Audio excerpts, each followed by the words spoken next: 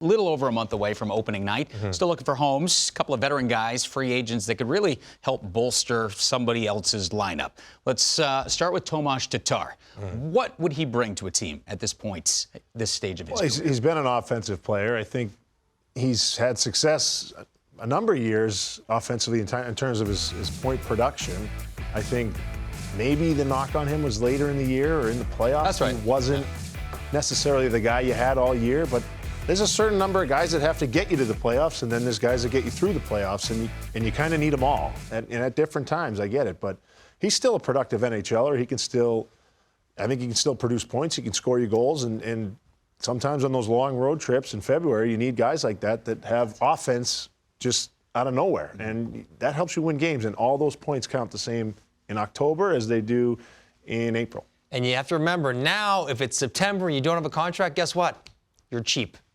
You're not going to cost anything. You're going to cost league minimum contract. So if you get a middle six winger, I mean, he had 20 goals last year, albeit on a high-powered team playing in the top six with good players. Doesn't matter. Still has 20 goals.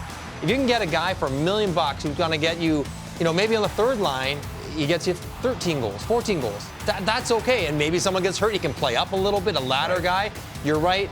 The pace and maybe some of his playoff performances haven't helped his cause. But I think if you have a hole, or certainly if there's an injury, then he would be a great guy to step in there and fill. Also has a history of driving possession. His analytical numbers have always been really good. So I'm almost surprised he's still out there. I would have thought he would have had more suitors than he has had. So he will be on an opening night roster. I'll tell you that. I think. I like that guarantee. How about a guy like Josh Bailey? He's still unsigned. Very similar kind of player. Actually, to Thomas Tatar, without maybe the strong underlying numbers. Tatar maybe has a bit better of those. But Josh Bailey still had about half a point per game last year on a low-scoring New York Islander team. He's been an all-star.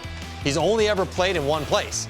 So you don't think that maybe a different look would refresh him? Skates pretty well, even though he's a smidge older. Not bad defensively, can play with other good players. More of a passer than a goal scorer at this point in his career. Kind of always has been that way. But same sort of thing for $1 million. Like Colorado. An amazing team. They could use some more offensive. Like, do I know Jonathan Drouin's going to be really good? Do I know Miles Wood's going to be like? They could use another guy. He would fit on a team like that where you don't ask him to be the lead horse, but he could really kind of be a supplementary guy. Well, and I think you can't judge his whole career based on how last year went. I mean, he obviously fell out of favor in some regards with their head coach, and he didn't get to play quite as much, especially the second half of the year.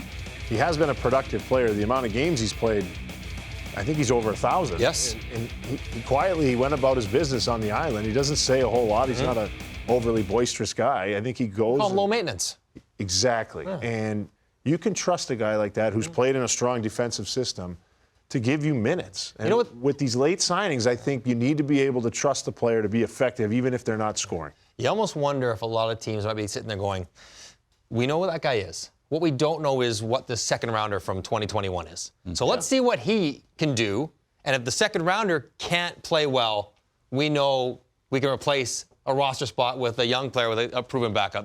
Go to plan B quickly. If our guy in the organization shows he can't do it, we have guys who could. You mentioned not judging a guy based on just his past season, but maybe the duration of his career. How about a guy, Stanley Cup champion again, in Phil Kessel? Of course, we were out there in Vegas, and he was a healthy scratch for most of that playoff run. But is this a guy that still has some gas left in the tank? Well, I would assume so. He skates like the wind still, and he has that, again, offensive ability where he could change a game in a shift because of who he is. He's obviously a smart player. He knows how to create.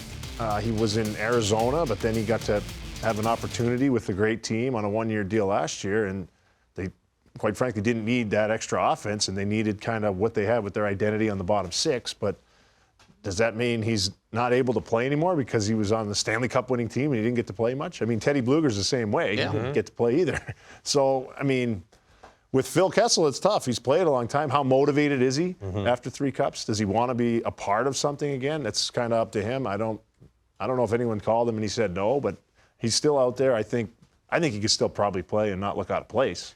The challenge for Phil Kessel is if Phil's not scoring and playing in the top six, where are you going to put him? And where those other first two guys we talked, they can play on the third line and be okay. Phil has to find a spot where he can play with good players in a scoring role.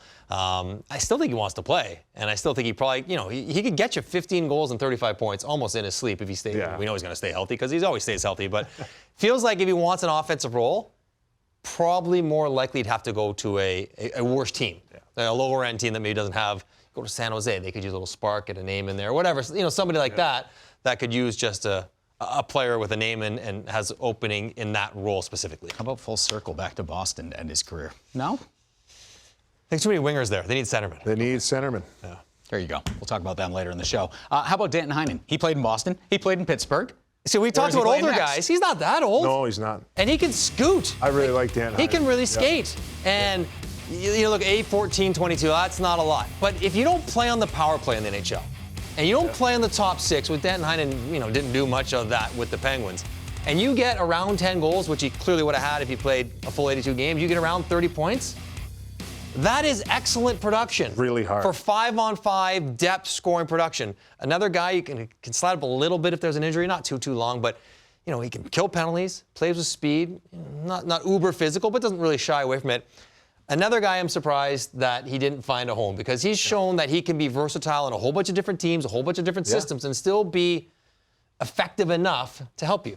It's his confidence. When he has it, he's a really, really effective player. He has the hands, he has the shot, he can skate, and he can make plays. And some of the goals we played together in Pittsburgh, some of the goals he scored and offense he created, it was amazing to see. And we had him at a bargain bin price. And then I don't know why it didn't always work out. I mean, again, there's injuries and there's chemistry things, but he has the ability to be a really effective third-line player, I think, in the NHL. And I think he can slide up, like you said. He can fill that. He can plug that hole. When there's injuries and stuff, when he has that confidence going, he can really help a club in their depth and scoring. Not getting a contract into September, not good for your confidence. No. That's, yeah, so have I. It's no good.